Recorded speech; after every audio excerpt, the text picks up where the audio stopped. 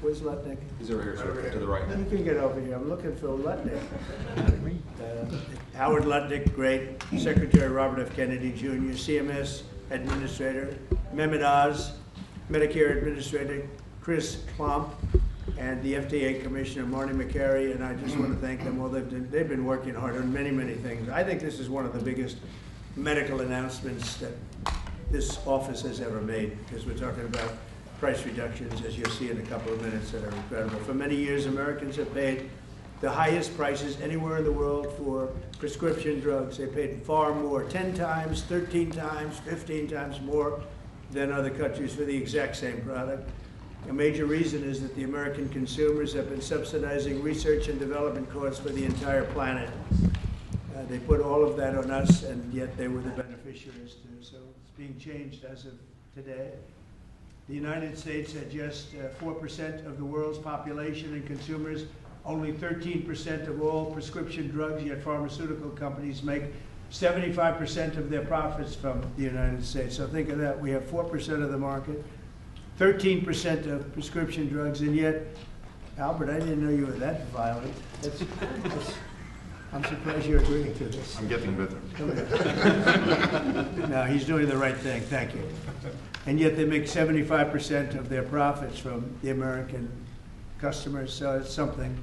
That's why I signed an executive order combating this practice, and we signed it very happily a little while ago. Today, Pfizer is committing, as will other drug companies as we go through the weeks.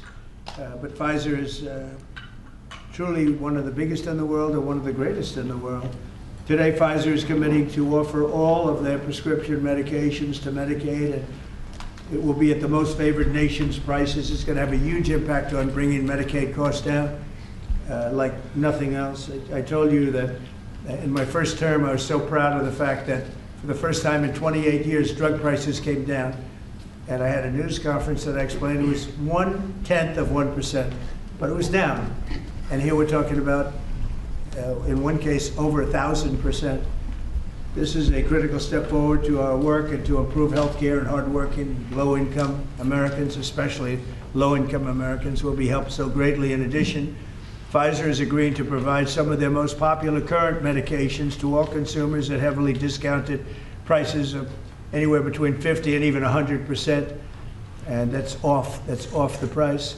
And in some cases, even more than that. These drugs will be available for direct purchase online at a website operated by the federal government. We're also announcing that moving forward, all new medications introduced by Pfizer to the American market will be sold at the reduced most favored nation costs. So we'll be paying essentially what other countries are paying, who have been much lower, much lower for many, many years. Furthermore, Pfizer will invest $70 billion to reshore domestic manufacturing facilities. In other words, they're going to bring a lot of their facilities to make their drugs and make what they make, their product. They're going to make it in the United States. I appreciate that $70 billion investment and fund research and development right here in America.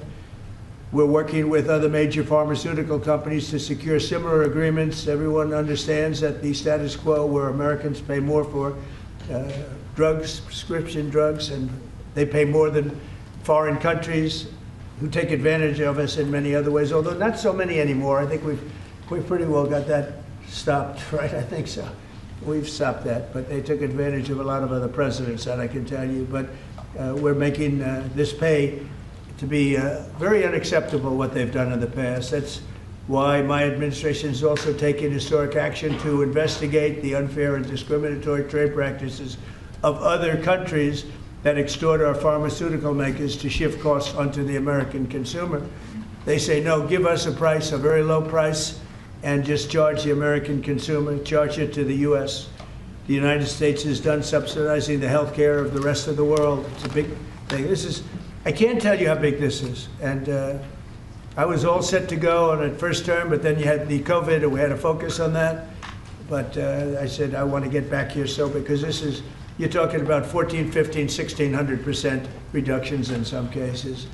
But by taking this bold step, we're ending the era of global price gouging at the expense of American families, and we're making America healthy again, which is our our little theme for the people behind me. And I want to just ask Secretary Kennedy to come up, and we'll start, and we'll go through it with Oz and Klomp and Bourla and McCary, and we'll go through it, and if you have any questions. But this is a really big announcement. This is something that most people said was not doable.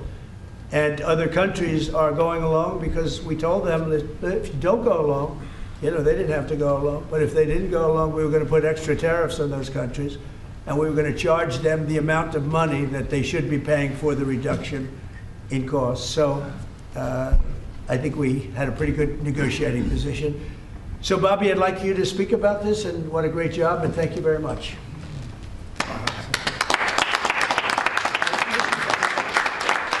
I'm going to start by thanking a couple of people who aren't up here, Theo Merkel, Dr. Heidi Overton, who played key roles in this negotiation and helped make this happen. And also Inma Hernandez, who's not up here, but John Brook and Chris Klomp, who were the people who were negotiating, in some cases, I think including last night, 24 hours without any sleep. This would not have happened without President Trump's leadership. I told my son last night, we're all under secrecy about this, but I told my son late last night, a 27-year-old son, Connor, who's a very liberal Democrat. And I told him this was happening, and he just paused for a minute, and he said, "Thank you, Dad, I'm so proud of you." Because this is something Democrats have wanted for 20 years, Republicans have wanted for 20 years. Everybody said they're going to do it. Nobody has even taken a step towards doing it. And the reason was because it was such a daunting task. And, you know, even all of the negotiators, you see, I also want to thank Howard Lutnick. This would not have happened without him.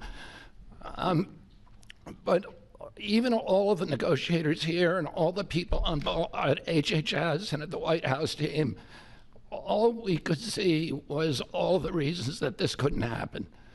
Everybody had tried. Nobody could make it happen. And it was President Trump alone who, with his doggedness, his persistence, he saw this clearly in a way that none of us other, in its most simplest terms. Why are we spending more on this country than any other country? Why are we spending 75% of the revenues that come to the pharmaceutical industry? We're doing all the research, and everybody else is riding on our slipstream. And President Trump, I would say, harangued and harassed us to make this happen. I was getting calls at 11:30, 12 o'clock at night. "Oh, are you asleep? And you got to get MFN done." And at one point, Dr. Oz told me, "I can't take the president's calls anymore." I have a lot of reasons, my wife has a lot of reasons to say to me about different things that happen in my life. "Doesn't that give you anxiety?" And I say, "I don't get anxiety. This gave me anxiety." Oh, thank you, President Trump. It would not have happened without your leadership. This is real leadership. It's a president who has a vision and makes that vision happen. And I can't think of any other president of the United States who could have done this in our history. I'm very grateful to you. This is an extraordinary benefit to the American people. Thank you for your vision, President Trump, your bold action, your unwavering commitment to health and well-being of the American people. Never has a president stood up so bravely for the American people with respect to health care. And by the way, I forgot to thank Albert Bourla. Albert and I have had a long history of antipathy and antagonism toward each other. But I have to say his leadership in this took tremendous courage. And he really created a template for corporate responsibility, for putting public health ahead of his individual interests. So I'm very, very grateful to you for that, Albert. Under the leadership of President Trump, the U.S. government is now acting as a tough negotiator on behalf of the American people. Today is about fairness, it's about equality, it's about giving hope to those who are trying to stay healthy, who are managing illness, and who are fighting for their lives. We refuse to make the most vulnerable citizens continue to pay an unthinkable price for the world's pharmaceutical breakthroughs, which we pay for. This policy is a shield for the chronically ill who have carried the burden of high drug costs for far too long. It's a signal to every American family that we're finally putting their health and financial security first. And it sets a new standard, one that says we won't write blank checks to the drug industry any longer.